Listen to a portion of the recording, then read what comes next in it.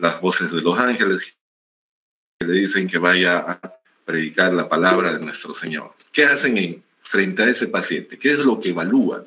Le miden la presión arterial, le escuchan los ruidos cardíacos. ¿Qué es lo que hacen? Y el paciente agarra y se arrodilla y empieza a rezar en voz alta. ¿Qué evalúan? Le hacen examen físico, le preguntan el nombre, la edad. Yo le preguntaría cómo tuvo esa revelación. Ya. Y él te va a decir, yo soy Jesús de Nazaret, va a decir. No tengo ninguna revelación. Pero ¿en qué momento comenzó? Pues?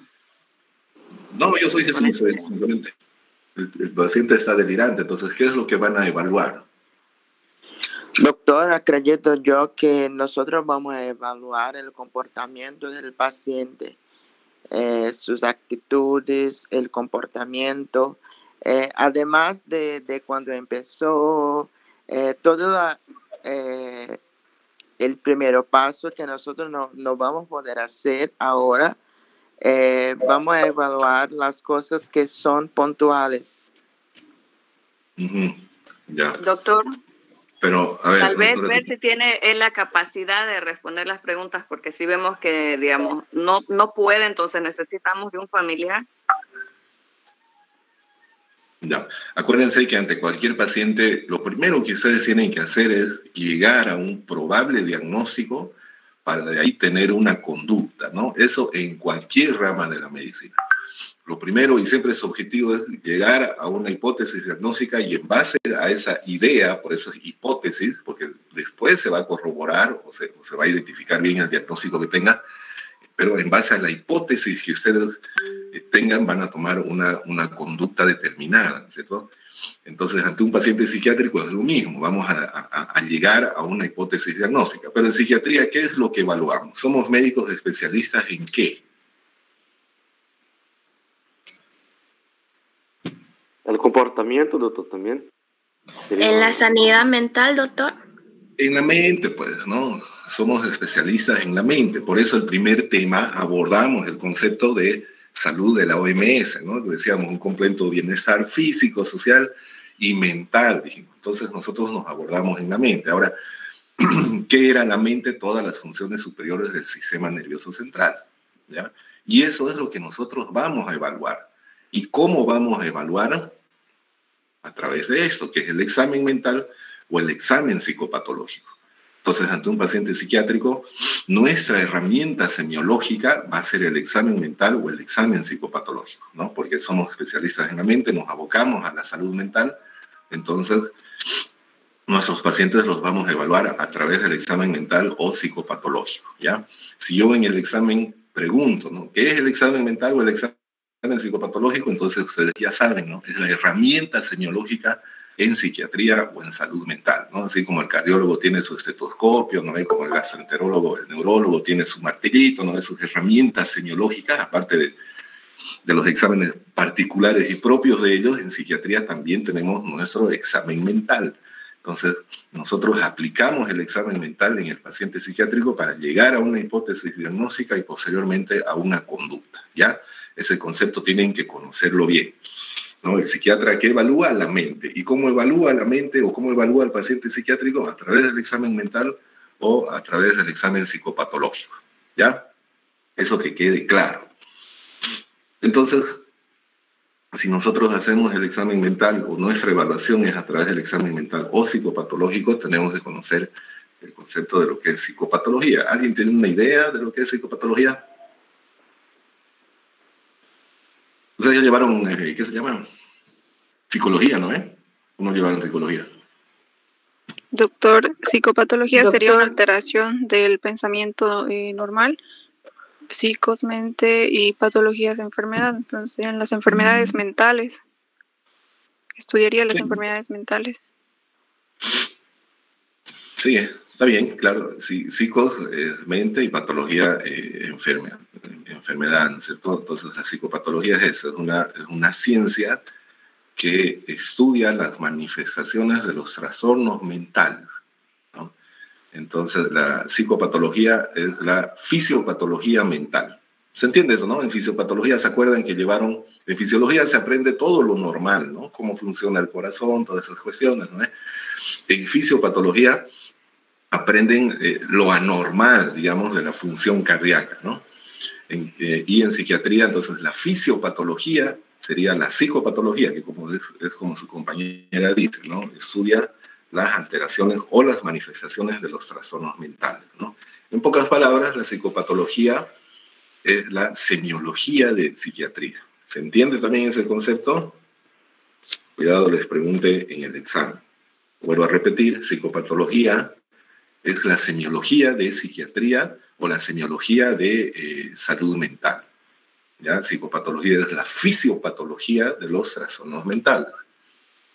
Hace una descripción, digamos, si yo hablo de delirios paranoides, la psicopatología es la que se encarga de darle nombre, explicar el porqué y describir, digamos, ¿no? Qué tipos hay, igual que la fisiopatología. Entonces, la psicopatología es la fisiopatología de la salud mental o de psiquiatría. Espero que quede claro, ya saben, si tienen una duda, pregúntanos. Entonces ya saben lo que es psicopatología. Supuestamente ya tenían que haberlo llevado en psicología, ¿no? Pero de todas formas estamos haciendo una rememoración. Bueno, vamos a hablar un poquito de la historia clínica porque a veces suele haber alguna confusión y creen que, bueno, se cree que la historia clínica psiquiátrica es diferente a la historia clínica común y corriente que ustedes conocen, pero no lo es así, no es así. La historia clínica ya saben el concepto, ¿no? Es un documento médico legal donde hacemos el registro prácticamente de toda la historia de salud del paciente, ¿no? Entonces, como cualquier otra historia clínica, empezamos con los datos personales, el nombre, la edad, el sexo, ¿cierto? Ocupación, religión, en fin, todos esos datos que ya más o menos nos van dando una idea. Luego de los datos personales viene el motivo de la consulta, ¿no? ¿Cuál es la razón del por qué el paciente está visitando el consultorio, por qué acude a consulta? A diferencia de otras especialidades, generalmente es lo mismo, ¿no? Por ejemplo, en cirugía siempre es dolor abdominal, vómitos, en fin, ¿no? En cardiología es lo mismo, ¿no? Opresión precordial, dolor en el pecho. En psiquiatría el motivo de consulta generalmente no es el mismo, ¿no?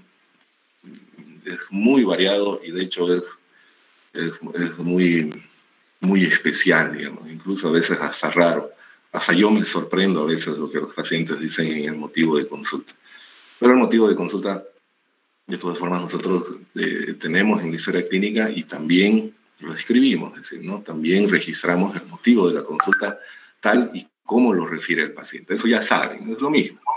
Luego del motivo de la consulta viene la historia de la enfermedad actual, que eso también saben hacerlo, ¿no? Es donde se registra desde cuándo comenzaron los síntomas, qué síntomas, si son secundarios a alguna situación, por ejemplo, podemos poner un cuadro clínico de más o menos 3 meses de evolución, ¿no?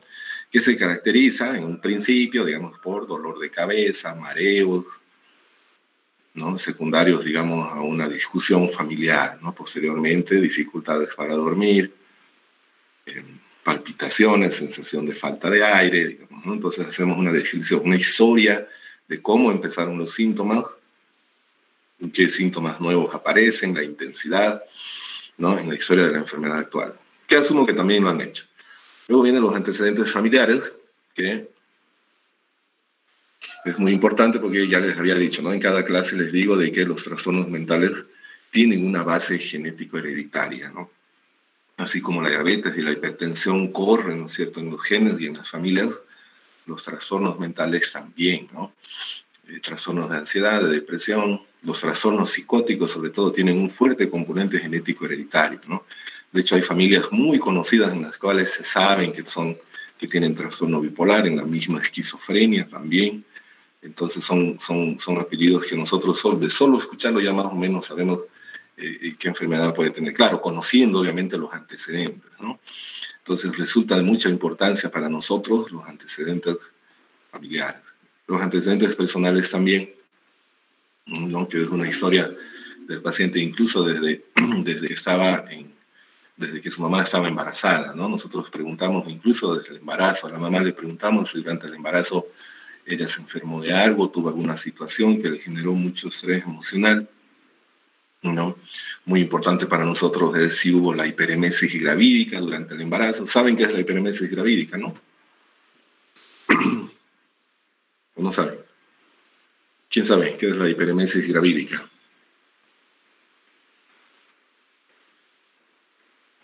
¿Nadie sabe? ¿No hay mamás en el grupo? Muchas La náuseas. presencia de Doctor, buenos días. y persistente durante el embarazo, doctor. La hiperemesis gravídica es la presencia de vómitos incoercibles durante el primer trimestre de embarazo, ¿no es cierto? ¿Por qué es importante para nosotros? Hay una teoría, tiene diferentes teorías, ¿no? Claro, la mayoría son orgánicas, obviamente, y los ginecobstetras se encargan de manejar eso. Ojo con lo que voy a decir, ¿no? Con muchas pinzas, ¿ya? Pero hay una teoría psicológica que nos habla de la hiperemesis gravídica, en las cuales nos hace referencia a que los vómitos incoercibles son no un rechazo al bebé, digamos, al feto o al producto como tal, sino un rechazo al embarazo. ¿Eso qué nos quiere decir? Que de repente fue un embarazo no deseado, no planificado, ¿no? Por azares de la vida, simplemente la mujer pudo haber quedado embarazada y eso le generó conflictos con la pareja, con el papá del chico, digamos, ¿no? Del bebé, ¿no? O simplemente el padre se escapó o la mamá, no, como les digo, no fue un embarazo planificado y esperado. Entonces toda esa situación emocional se puede traducir en la hiperemesis gravídica. Entonces, cuando realmente son incoercibles y los ginecobstetras no pueden controlar eso, entonces piden una interconsulta con psiquiatría para que nosotros abordemos la parte emocional y psicológica de la paciente, ¿no? Entonces, hacemos como una investigación de la situación familiar y psicosocial de la paciente, ¿no? Abordamos el tema de su pareja, de la familia, con quién vive, ¿no? A qué se dedica, si ella cree que estando embarazada interrumpió o le genera cierta frustración, si digamos tiene 19 años y se embaraza, automáticamente ella ¿qué piensa? No voy a poder terminar mis estudios, voy a tener que trabajar, se me va a complicar. Entonces hacemos ese abordaje, digamos, nosotros, ¿no? Para romper o deshacer esas ideas irracionales, ¿no? Porque el pensamiento de la madre se genera al estar sola y que no va a poder afrontar ahora la vida con un bebé y encima sin el padre. Entonces, pues, esa preocupación, esa frustración, esa carga emocional se puede traducir a través de la hiperemesis gravídica. Entonces, teniendo estas conversaciones y rompiendo esas ideas irracionales, suelen ceder los vómitos incoercibles. Entonces, hay esa teoría que cada vez yo me convenzo más de que por lo menos el 50%, un poquito más de repente de la hiperemesis gravídica es nomás secundaria a una situación psicológica o emocional del momento de la madre, ¿no? No estoy diciendo que es un rechazo al bebé, no, sino a la situación o al contexto que la mamá está viviendo ese rato. Cuando no es deseado o esperado, ¿no? Claro, a veces puede ser concebido el bebé también bajo un matrimonio estable y sin embargo hay la hiperemesis gravídica. Eso ya será orgánico, pues, ¿no? Pero hay esa teoría que es interesante y que quería comentar, ¿sí? ¿No? En cuanto a los antecedentes personales. Y de hecho, y algo muy curioso, es de que en más de la mitad de los pacientes psiquiátricos, en los antecedentes personales, hay hiperemesis gravídica, ¿no? Sobre todo cuando son pacientes que tienen adicciones. En los antecedentes hay de que la mamá tuvo algunas dificultades durante el embarazo. Entonces eso nos habla también de que es muy importante que la mamá en el embarazo tenga una relativa tranquilidad, digamos, ¿no? Porque después en un futuro puede repercutir en la salud mental del chico. De hecho, hay una rama de la psiquiatría, que es la psiquiatría intrauterina, se llama, que precisamente hace este tipo de estudios, ¿no? De las repercusiones o efectos que hay en los niños, digamos, en los que nacen cuando las mamás han sido sometidas a mucho estrés emocional durante el embarazo.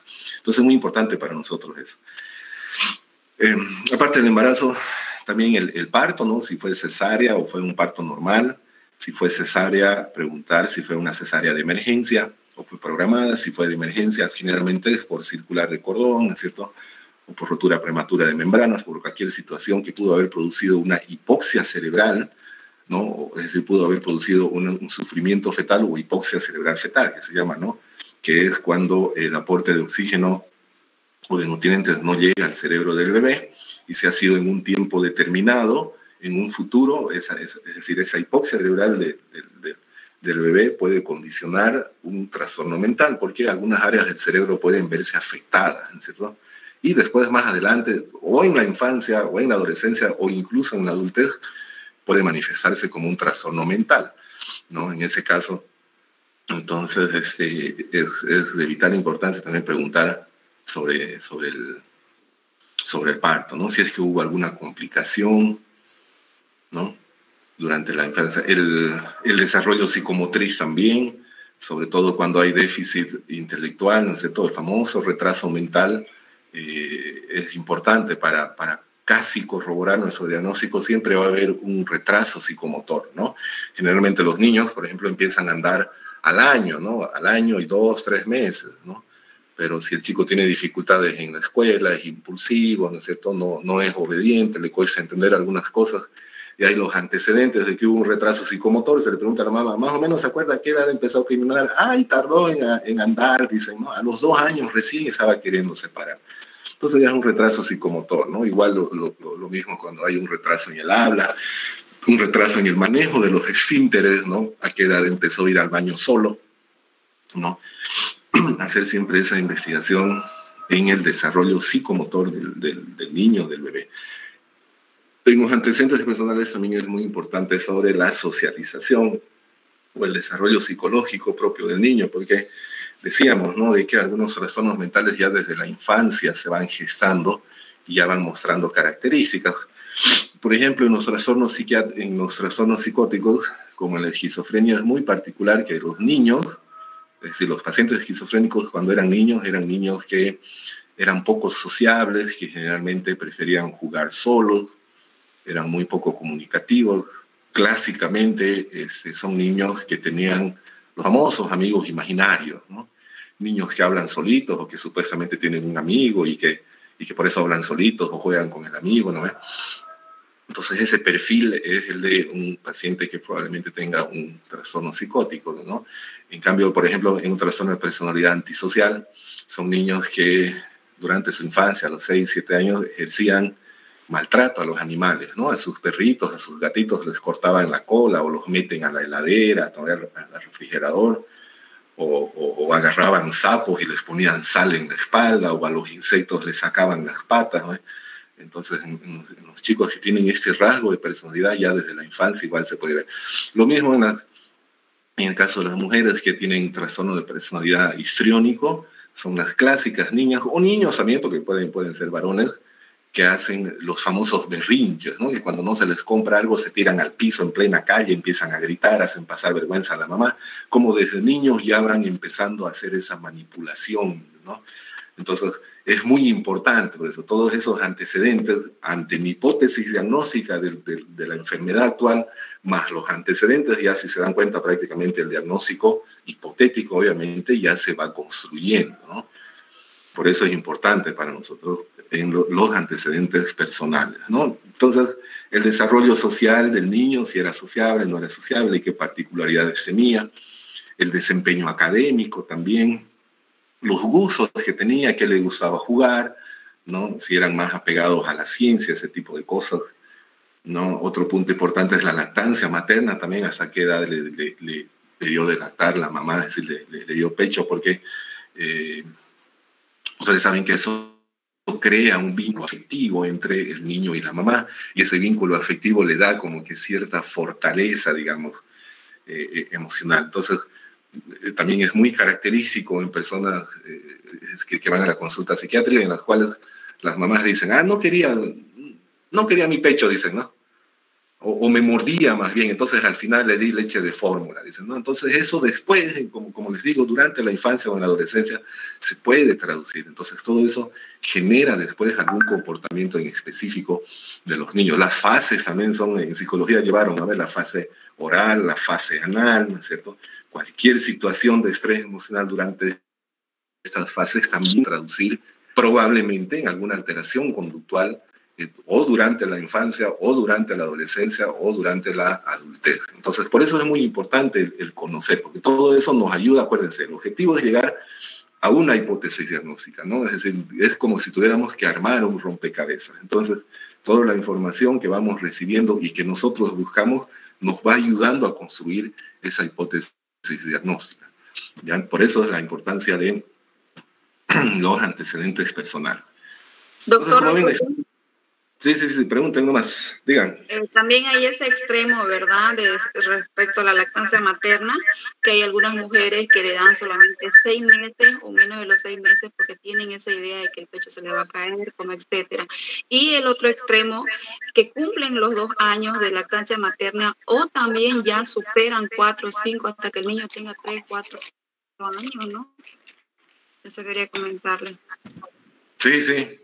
Entonces, eso claro, a nosotros nos sustenta, digamos, una hipótesis diagnóstica, o por lo menos nos orienta para después poder orientar a la mamá, ¿no? De hecho, hay algunos, siendo más específico en la materia, hay algunos, no me gusta decir mucho trastornos mentales, alteraciones conductuales, vamos a decir. Hay muchas alteraciones conductuales que se gestan en este periodo, digamos, ¿no? Sobre todo cuando la mamá le da de lactar, que es la fase oral, ¿no es cierto? Entonces, cuando se corta muy abruptamente por cualquier motivo, entonces suele repercutir. Además de que, más allá de la hiperemesis gravídica, ¿no? Y que les decía que es como un rechazo al contexto del embarazo, no al embarazo en sí, madres que han tenido esta hiperemesis gravídica generalmente también tienen la dificultad en la lactancia, ¿no? O el bebé no quiere o le muerde, digamos, el pezón, o la misma mamá por alguna razón se siente rechazada del bebé. Entonces todo ese vínculo emocional a la larga, es decir, cuando nos hablan de esos antecedentes, nos ayuda a comprender muchas de las manifestaciones del paciente, digamos, ¿no? No necesariamente porque haya sido, digamos, la situación de la lactancia haya sido la causa, no, pero también aportó, digamos, para las alteraciones conductuales que tiene el bebé. Entonces, es muy interesante, por eso es muy importante preguntar sobre la lactancia. Bueno, entonces, como verán, es lo mismo, ¿no? Datos personales, enfermedad, motivo de consulta, historia de la enfermedad, los antecedentes, que ya lo saben y que seguramente en práctica en algunas materias antes de la pandemia ya los habían hecho. Entonces, son puntos que ustedes ya saben desarrollarlos.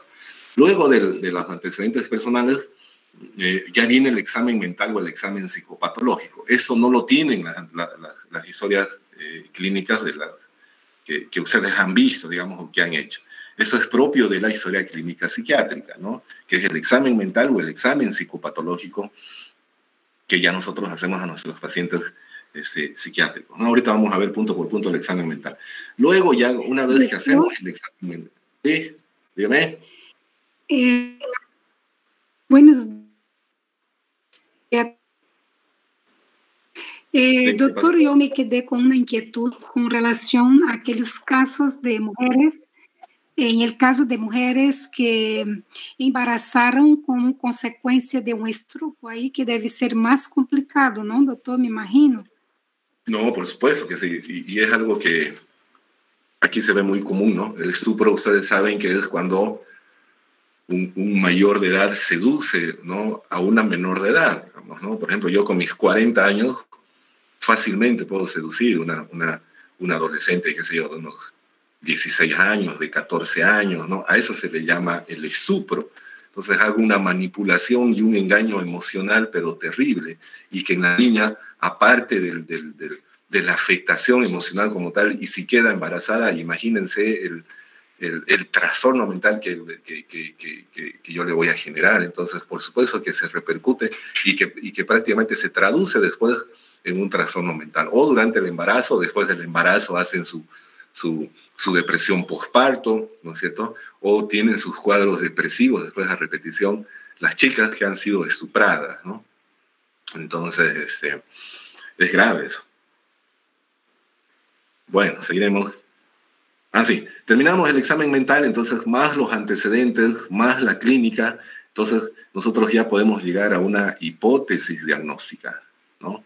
Digamos, probablemente sea un síndrome depresivo, un síndrome ansioso. Entonces con esa hipótesis diagnóstica que yo ya tengo, ya podré determinar una conducta y su posterior tratamiento, ¿no?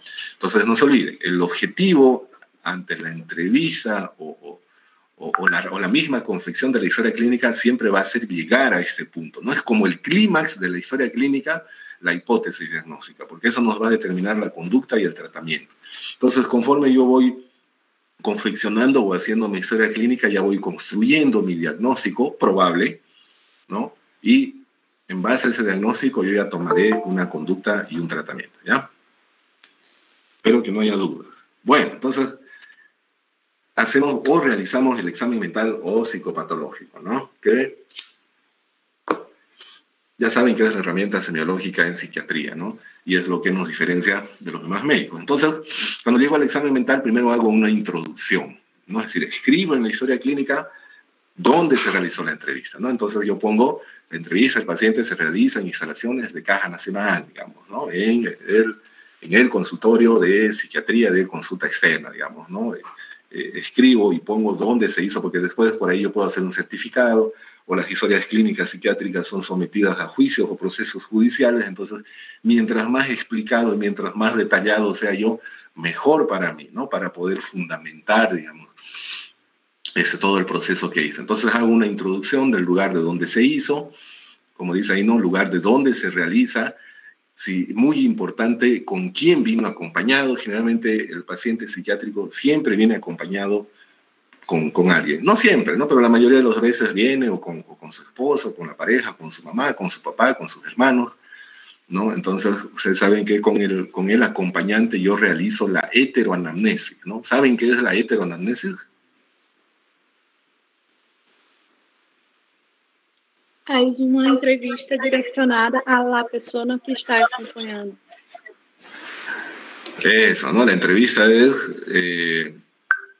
la heteroanamnesis es la entrevista que yo le hago a la persona que acompaña al paciente. ¿Y para qué yo hago la heteroanamnesis? Para cruzar la información, ¿no? Porque yo no voy a creer todo lo que el paciente me diga. Además que algunos pacientes psiquiátricos suelen ser mentirosos, ¿no es cierto? O decir, sobre todo los adictos, ellos dicen, no, vine porque me duele la cabeza, digamos, ¿no? Porque no puedo dormir, ¿no? Los que no tienen introspección o no tienen conciencia de enfermedad, el motivo de consulta va a ser otro, ¿no? Pero después la mujer o el acompañante nos dice, no, tiene problemas con el alcohol, fuma marihuana, es muy violento, digamos, ¿no? O tiene tal conducta. Entonces la heteroanamnesis para nosotros es fundamental. Si yo no hago heteroanamnesis, prácticamente es inválido todo el trabajo que yo haga. Necesariamente tengo que cruzar información, al menos en psiquiatría, ¿no? Entonces, siempre realizar, ya saben, la heteroanamnesis, el preguntar al familiar cuál será la razón, ¿no? Si es congruente o compatible con la información que nos ha dado el paciente, ¿no? Entonces, no se olviden la heteroanamnesis. También hago una descripción del aliño e higiene, ¿no? De cómo viene el paciente a la consulta, si está bien vestido, ¿no? Ustedes saben, incluso los semiólogos dicen, ¿no? Desde que el paciente cruza la puerta, dicen, ¿no? La forma de caminar y todo eso ya nos orienta. Es cierto, ¿no? No va a ser lo mismo que por la puerta de mi consultorio entre una rubia despampanante con escote, ¿no es cierto? A que entre uno mal vestido, con el pelo largo, sin bañarse. Entonces, el aliño y la higiene más o menos nos orienta, ¿no?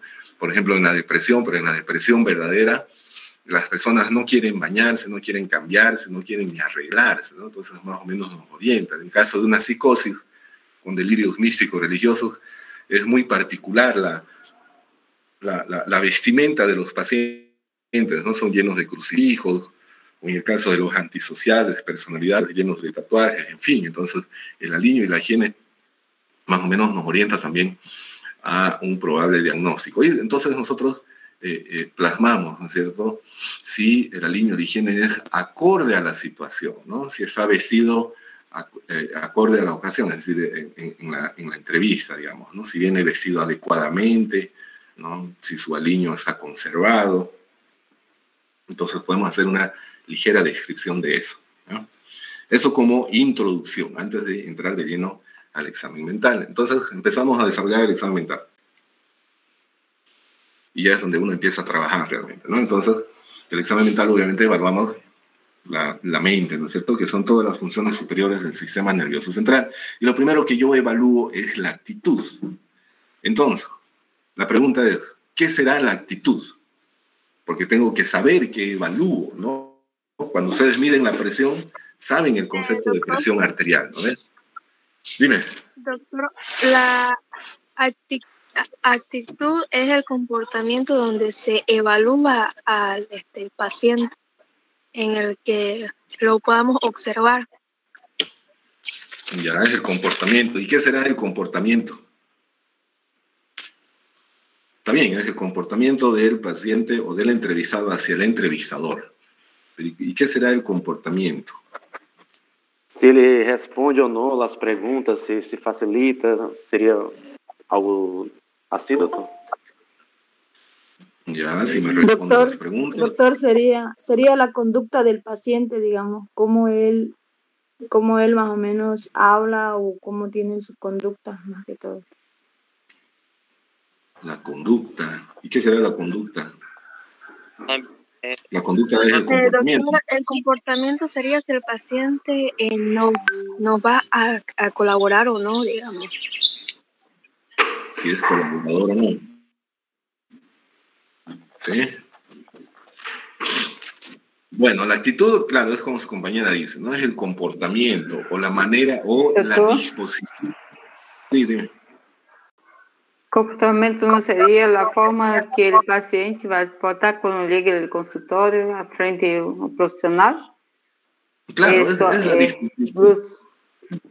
Sí, es la disposición o el comportamiento que tiene el paciente hacia el entrevistador, ¿no?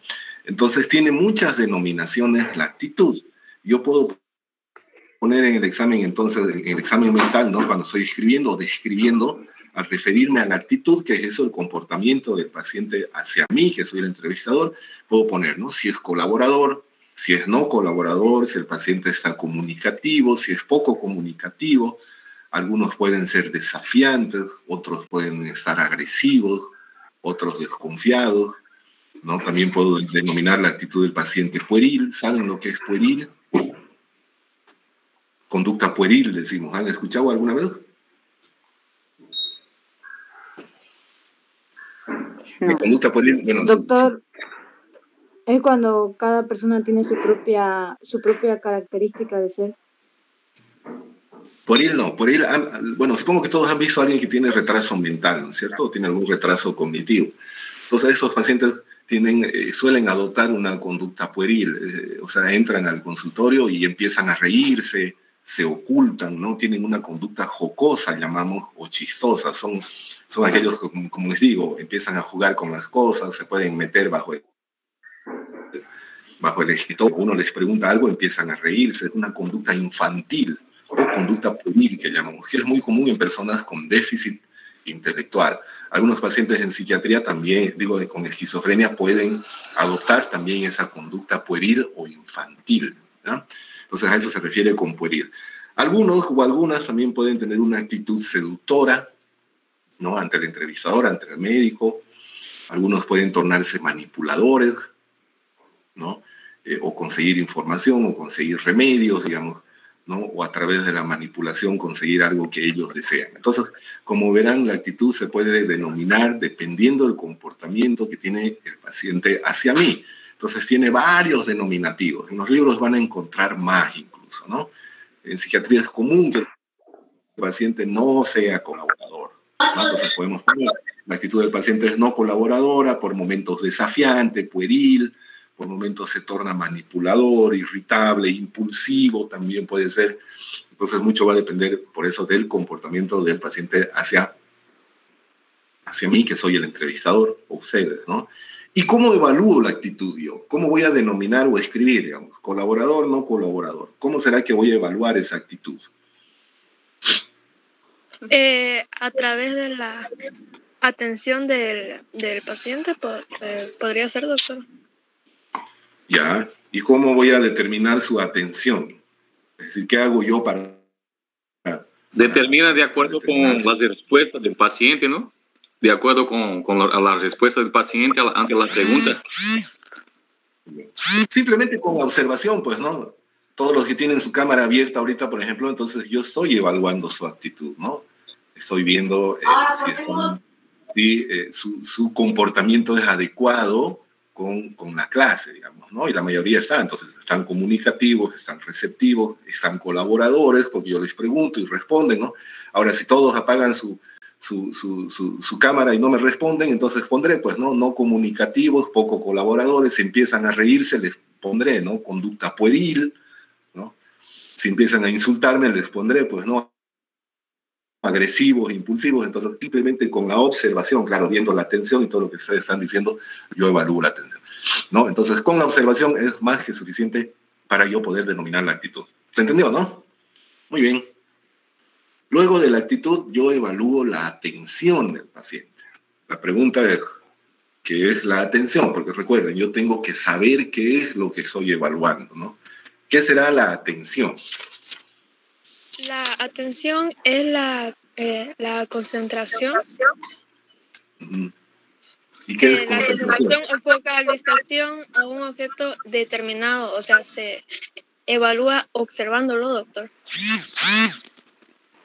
Doctor, la concentración está ligada al cómo el paciente responde a las preguntas. Si está consciente de aquello que está respondiendo, es decir, si está poniendo atención a la respuesta es atención a sus preguntas. Si hay coherencia en la respuesta con las preguntas que usted está haciendo. Esto es. Ya, ¿quién tiene otra idea de lo que es la atención? Então, para mim, a atenção é a resposta de acordo com as perguntas que o profissional ha hecho. Como a companheira Brava, como ele pergunta uma coisa, não, se está atento, vai poder responder a mesma coisa, não? Se não, vai responder qualquer coisa, nada que ver com a pergunta. Ya. Sí, eso es la atención, ¿no? Es la concentración o la focalización que yo tengo hacia una experiencia determinada. Por ejemplo, ahorita la mayoría de ustedes están atentos a lo que yo estoy diciendo, no se están concentrando, como decía su compañera, o están focalizando toda su psiquis, ¿no? Hacia lo que yo estoy diciendo o lo que estamos haciendo, digamos, ¿no? Entonces la atención es esa, ¿no? Es la concentración o la focalización en una experiencia determinada, ¿no? Cuando están dando un examen, se están focalizando en el examen, están atendiendo, ¿no? Si yo me estoy en mi moto yendo al hospital, igual voy atento, ¿no es cierto?, a que no se me cruce un perro, estoy focalizando, me estoy concentrando en una experiencia determinada. Entonces, ese es el concepto de atención. Entonces, ¿qué es lo que yo voy a determinar en la atención? Le voy a denominar euprosexia. Ustedes ya saben que en medicina el prefijo eu quiere decir normal, ¿no es cierto? Por eso cuando hacen la historia clínica, llegan al examen físico, ¿no? Si tienen que hacer una descripción de mí, digamos, en mis brazos, mis piernas, que van a poner eutróficos, eutónicos, ponen, ¿no? Es decir, que tienen el trofismo normal. Entonces, en psiquiatría utilizamos el mismo prefijo. Eu quiere decir normal y prosexia, atención. Entonces, yo ahorita, yo puedo observar que ustedes están euprosexicos, ¿no? Porque yo hablo algo y me están mirando. Es decir, su atención está dirigida hacia mí, bueno, hacia la pantalla de su computador o de su teléfono, atentos a lo que yo estoy diciendo. Entonces voy a denominar euprosexia a un paciente que esté atento a todo lo que yo estoy diciendo, ¿ya? ¿Cuáles son sus alteraciones? Voy a llamar distractibilidad a que el paciente de que yo le hablo y está mirando al techo, o mira atrás, o mira al piso, o agarra su bolígrafo, cualquier objeto, yo le estoy hablando, y él está distráctil, no está euproséxico, ¿no? Voy a determinar hiperprosexia, ya saben, hiper es un prefijo en medicina que quiere decir como aumentado, ¿no es cierto? Y prosexia, atención. Entonces voy a denominar hiperprosexia aquel paciente en el que difícilmente se le puede llamar la atención, ¿no? Se para de la silla, empieza a caminar, digamos, ¿no? Por último quiere salirse, o está más que distráctil. Entonces, hiperprosexia. Y voy a denominar hipoprosexia, el prefijo hipo quiere decir disminuido, ¿no es cierto? Entonces, una atención disminuida. Son aquellos pacientes que están mirando solo a un punto, digamos, ¿no? O al piso. Uno les pregunta algo y tardan como 5 a 10 segundos en responder. O les dicen, ¿no? ¿Qué fue lo que me preguntó? Dicen, ¿no? Entonces contestan con un tono de voz bajo, lento, tienen la conciencia disminuida. Diferentes enfermedades van a tener esas características. Por ejemplo, la distractibilidad y la hiperprosexia puede ser en pacientes que estén bajo un estrés agudo, pacientes que estén también bajo influencia de alguna sustancia, sobre todo la cocaína, ¿no? En pacientes psicóticos también que están agitados pueden estar distráctiles o hiperproséxicos. Y en hipoprosexia, un ejemplo clásico son personas que tienen un trastorno depresivo mayor, ¿no? que tienen la atención disminuida o que estén bajo efecto de alguna sustancia, por ejemplo, de la marihuana o del alcohol, pueden tornarse hipoproséxicos. Entonces, como verán, yo puedo denominar la atención con diferentes denominativos, ¿no? Valga el término. Y la pregunta es, ¿cómo evalúo yo la atención? Ya sabemos qué es, ya sabemos cómo denominarle, pero ¿cómo voy a evaluar yo la atención? ¿Cómo van de ustedes hacia mí, por ejemplo? Mediante la observación y la forma verbal que el paciente está respondiendo, o la actitud también. Mediante la observación. Como ya verán, la actitud y la atención simplemente lo hacemos a través de la atención. Por eso psiquiatría es eminentemente clínica. La observación es una de nuestras armas más importantes que nosotros tenemos. Entonces, simplemente observando yo puedo ya determinar la atención de nuestro paciente, ¿no? Entonces ya saben cómo determinar si están euproséxicos, distráctiles, hiperproséxicos, hipoproséxicos, en fin. Ya cuando hagamos el desarrollo de cada una de las enfermedades, depresión, esquizofrenia, trastorno bipolar, en fin, ya vamos a poder hablar de las características propias del examen mental en cada una de esas enfermedades. Lo importante es que ustedes ya están pudiendo, ya están aprendiendo a desarrollar o a describir las características psicopatológicas de los trastornos mentales. Por eso les decía que era importante este tema, ¿ya? Seguimos. Otra cosa que evaluamos es la conciencia. La pregunta es, ¿qué será la conciencia? Porque tenemos que saber qué es lo que evaluamos, ¿no? Entonces, ¿qué será la conciencia? Creo yo que es cuando el paciente sabe diferenciar lo que es real o no. ¿El paciente qué? Doctor, la conciencia sería es un constructo. No, pero espera, Michelle, pero eso es lo de la anterior clase, pues no se vale repetirlo. Claro, con los del jueves ya avanzamos. Doctor, no saben la conciencia es la capacidad de percibir su realidad. Eso, la conciencia es la capacidad de percibir mi realidad, ¿ya? Por ejemplo, ¿cómo yo sé que estoy percibiendo mi realidad?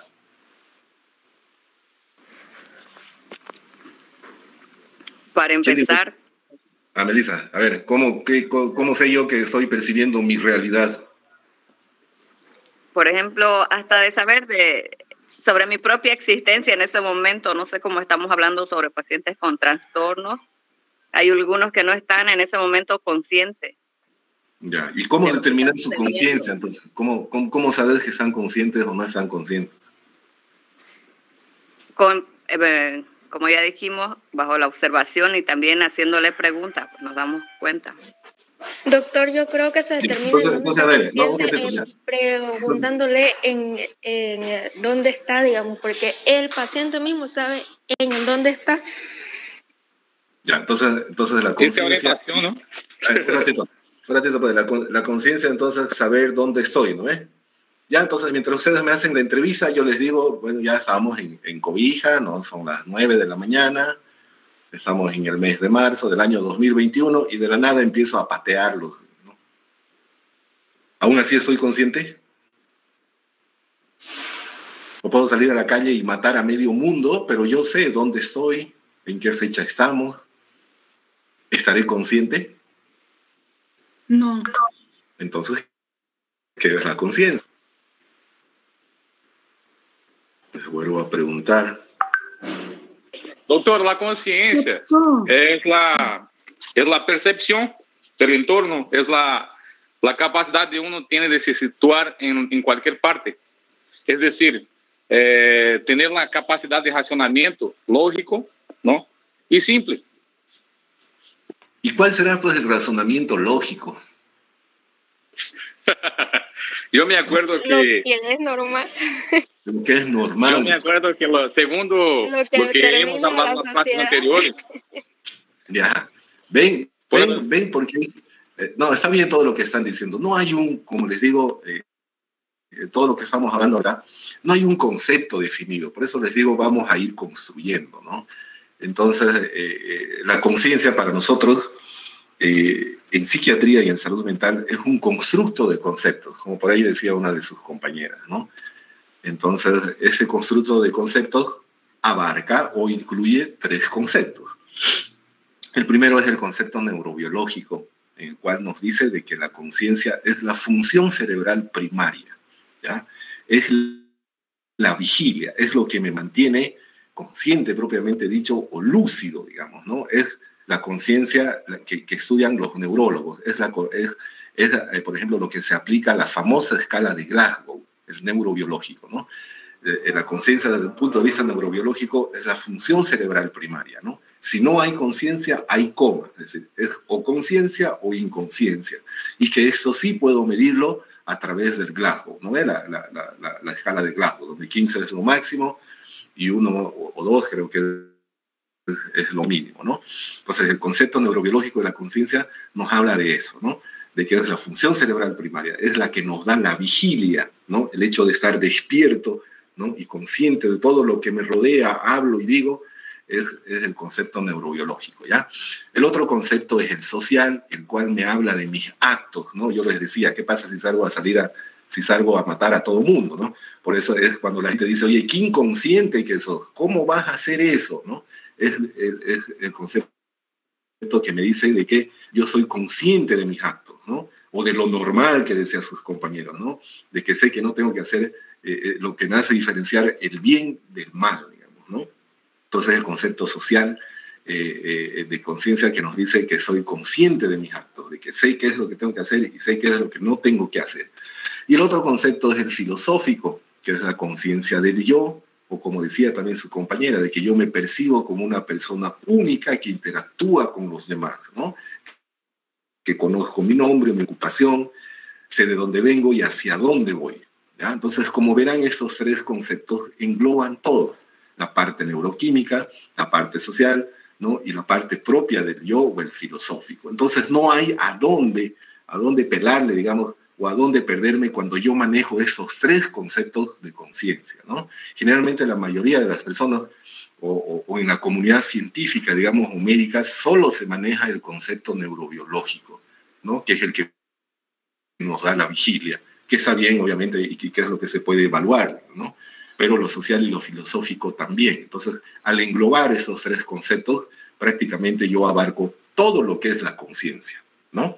Porque hablo de la parte neuroquímica, como les decía, que es lo que me da la vigilia, ¿no? Es lo que condiciona, digamos, ¿no? La parte social, que es la conciencia de mis actos, de que sé que no tengo que matarlos, digamos, a ustedes, ¿no? Y la parte filosófica, ¿no? Que me habla de mí, que yo sé quién soy, de dónde estoy, en qué momento, en qué fecha, en fin. Entonces, ¿se entendió lo que es la conciencia? Porque les voy a preguntar. Entonces, ya saben, la conciencia no es solo la vigilia o las famosas componen en sus esferas clínicas, ¿no? Orientado en las 3 esferas, porque no es solo eso, sino la conciencia abarca esos 3 conceptos, ¿ya? Doctor, ¿Y cómo voy a...? ¿Usted podría aportar un poquito más sobre la conciencia social? Sí, la conciencia social, aquí está. La conciencia social es la que me habla de mis actos, ¿no? En el vulgo, digamos, y para entender es cuando las personas dicen, ¿no? ¿Qué inconsciente sos? Dicen, ¿no? ¿Cómo vas a hacer eso, digamos, ¿no? Entonces, es de la conciencia social propiamente dicha, ¿no?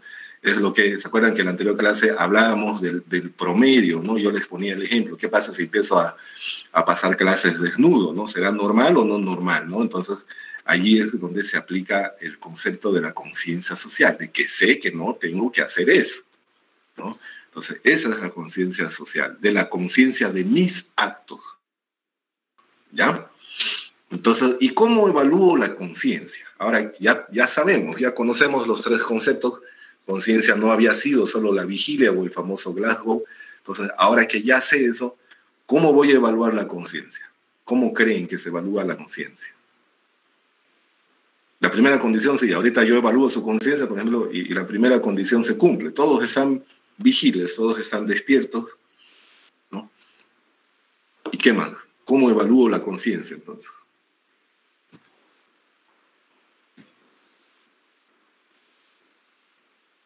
Através das alterações do paciente. ¿Ah? Através da alteração do paciente. Ya. ¿Y qué alteraciones puede tener la conciencia? Se tem delírio ou se... Ai, doutor, não sei. Creio que se apresenta estado de normalidade ou não. Ya, Yo creo que preguntándole al paciente sería, doctor, en un estado de conciencia, el lugar, fecha, dónde está, ya. eso, más o menos. O sea, eso es lo común, ¿no? La orientación, claro. Nosotros, entonces vamos a empezar cuando estamos evaluando la conciencia, entonces empezamos a registrar, ¿no? Nosotros denominamos orientación alopsíquica y autopsíquica. Como dice acá, nos referimos a la orientación alopsíquica, a la orientación en tiempo, lugar, ¿cierto? Entonces le vamos a preguntar, ¿usted sabe en qué ciudad estábamos? Sí, en Cobija. ¿En dónde nos encontramos? En el hospital, ¿no? Lo que ustedes siempre preguntan. ¿Podría decirme en qué día de la semana estamos? Sí, estamos en martes, ¿no? ¿De qué mes? De marzo. ¿De qué año? 2021. Ya, entonces está orientado alopsíquicamente, ¿ya? Orientación alopsíquica en salud mental o en psiquiatría nos hace referencia a la orientación en tiempo y lugar. Si yo le pregunto, ¿usted sabe dónde estamos? Sí, estamos en el paraíso, me dice. Ah, ya. ¿Y en qué fecha estaremos? Estamos en el 39 de febrero del año 5432, ya. Entonces hay desorientación alopsíquica. ¿Se entendió, no es cierto? Orientación alopsíquica es la orientación, digamos, o la conciencia de la persona que tiene sobre el lugar y el tiempo. ¿Se entendió? Si nos dice una fecha en la que no estamos o en un lugar en el que no estamos, entonces hay desorientación alopsíquica, ¿ya? Y denominamos orientación autopsíquica a la conciencia del yo, digamos, ¿no? ¿Cómo determino eso? Preguntándole el nombre, ¿no? Si me preguntan mi nombre, yo diría, bueno, yo soy Mauro Bacarrel San Martino, ¿no? Tengo 40 años, me dedico a eso, hago eso, bueno, ya. Pero si ustedes me preguntan el nombre, y yo les digo, soy Jesús de Nazaret y he venido a salvar a la humanidad, entonces estará desorientado autopsíquicamente. Por eso es auto, propio de uno. Entonces, ¿cómo evalúo la conciencia? A través de la orientación alopsíquica, que es el tiempo y el lugar, y la autopsíquica, que es el conocimiento del yo. ¿Entendieron? ¿Entendieron? Creo que no está muy difícil. Sí, doctor. Sí, doctor. Entonces, ya saben, ¿no? Orientación alopsíquica y orientación autopsíquica. La alopsíquica hace referencia al lugar y al tiempo, y la autopsíquica a la percepción de Dios, de saber quién soy yo, ¿no? Sus alteraciones, bueno, eso simplemente para que lo conozcan, las alteraciones. Eso no les voy a preguntar, pero para que lo escuchen, ¿no? Y las alteraciones cualitativas de la conciencia, por ahí una de sus compañeras decía el delirium, ¿no es cierto? Y el estado crepuscular, que son situaciones en las que la conciencia se estrecha, ¿no? Es como si la conciencia fuera una luz y como que se va apagando. Entonces el paciente suele estar, el estado crepuscular es, por ejemplo, han visto un borracho dormir, ¿no? Cuando lo despiertan, el borracho que se despierta y no sabe dónde está ni en qué día, ¿no es cierto? Hay cierta confusión. Ese es el estado crepuscular, ¿ya? Mientras que el delirium es lo mismo, hay esa desorientación, pero está acompañado de delirios y alucinaciones, ¿no? Esas son las alteraciones cualitativas. Mientras que las cuantitativas es lo del Glasgow, ¿no? La hipervigilancia, obnubilación, estupor y coma, digamos, ¿no? Pero que, como les digo, eso no les voy a preguntar, simplemente es para su conocimiento general. ¿Y cómo evalúo entonces la conciencia? Ya sabemos qué es, ya sabemos que hay la alopsiquia, la autopsiquia, entonces, ¿cómo voy a evaluar yo la conciencia?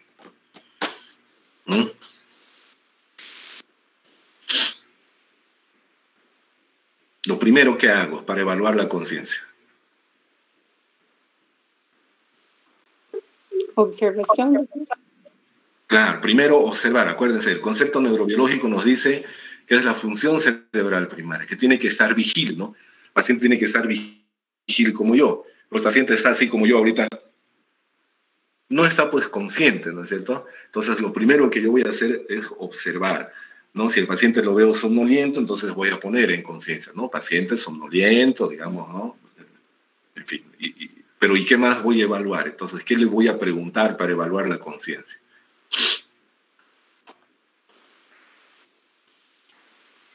Saber dónde estás, cuál es el año que se encuentra.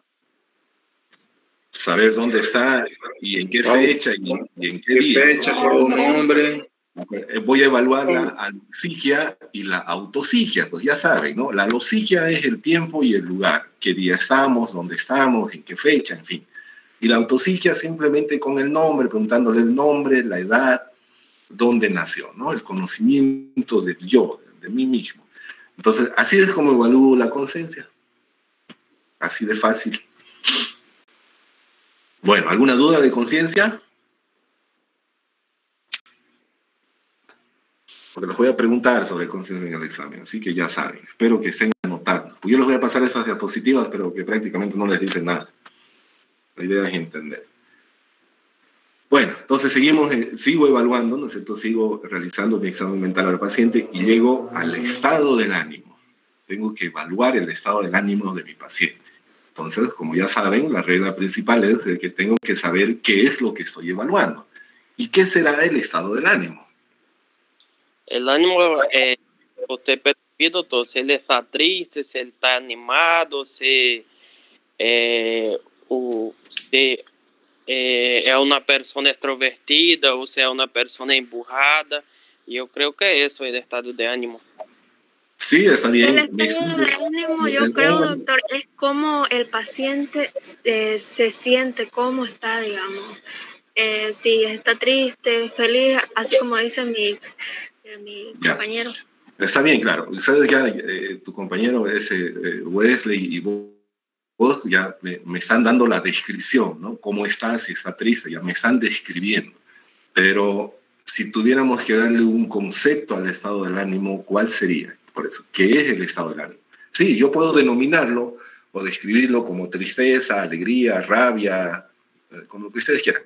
Pero ¿qué concepto le daré? ¿Qué es el estado del ánimo? Doctor, ¿puede ser el estado del humor? Si es agradable o desagradable. El humor. ¿El humor será lo mismo que el estado del ánimo? ¿Son sinónimos? El estado de ánimo sería todo de nuestra vida, doctor. O sea...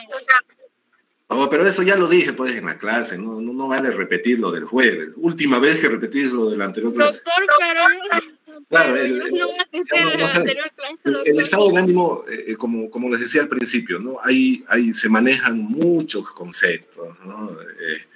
Pero el más fácil y el más didáctico es como lo dije con los del jueves, ¿no? El estado del ánimo es el tono de vida, decimos, ¿no?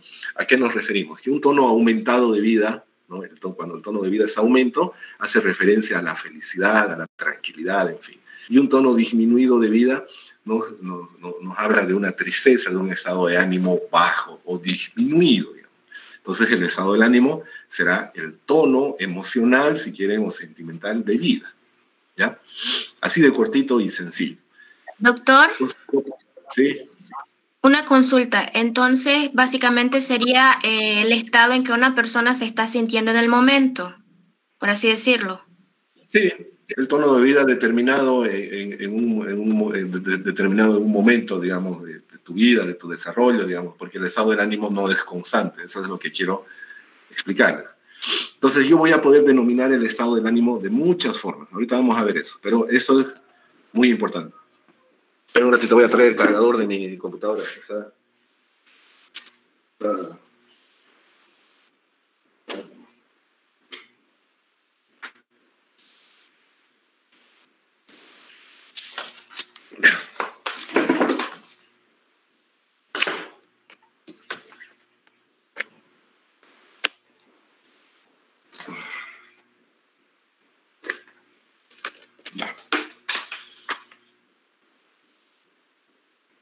Ya, están viendo ese gráfico, ese dibujito aquí, ¿no?